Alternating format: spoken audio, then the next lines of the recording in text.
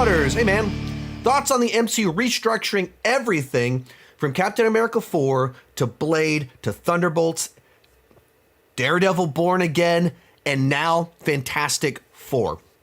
So, going back now over a year, Disney was like, oh crap, we're not doing great.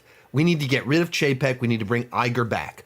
Iger is known for being more creative friendly and kind of, he trusts the creatives to be creative versus Chapek, who is more like, my bank guys tell me that we need 8 shows from Marvel. Kevin Feige, give me 8 shows. So it's, we decide what will make money, we tell you, whereas Bob Iger is more of a, what can you do with quality? If you've got a great brand, that'll make us money. So Kevin, what can you do?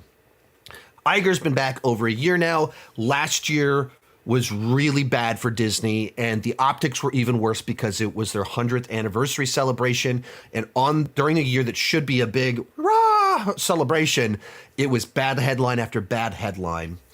And so much of it kind of came down to projects failing and hearing behind the scenes that the dramatic reshoots, all this stuff.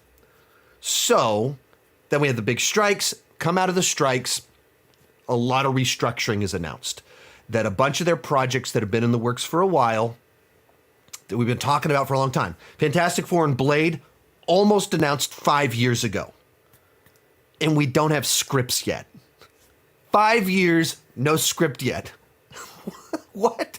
And then Captain America 4, they shot the movie, watched it, went, oh crap, and like announced a window of time that was like 4 or 5 months of reshoots.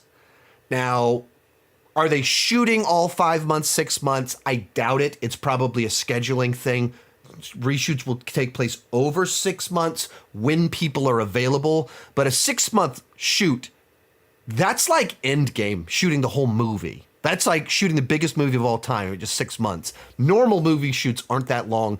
And these were just the reshoots for Captain America 4. Thunderbolts, they keep rewriting it.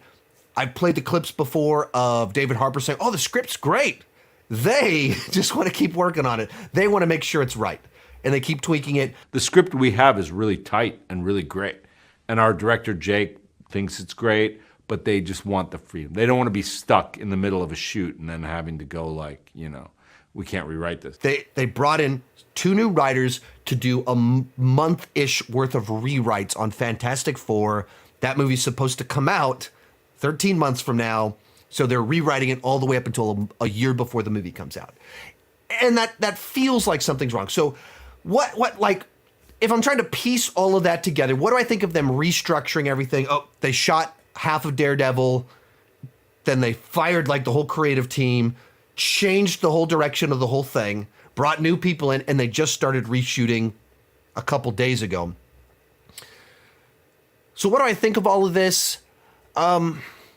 Hopefully what it means is that with Iger coming back, they cut some people out of the decision-making process that were maybe trying to cheapen things in maybe pre-production or something, whatever it was, like they were messing things up.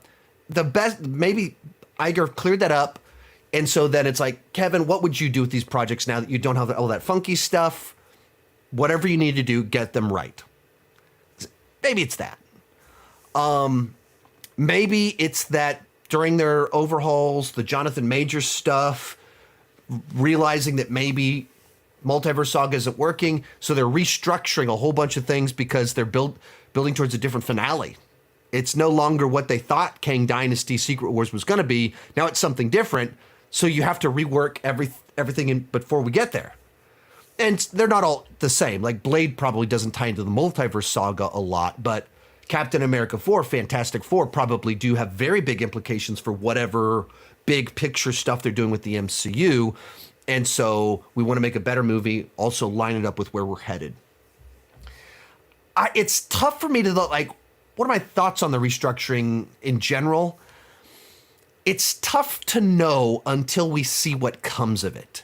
We've heard Bob Iger say that they emphasized quantity over quality. He said that. He said that they diluted their brands and they're trying to fix that. They're trying to get it right.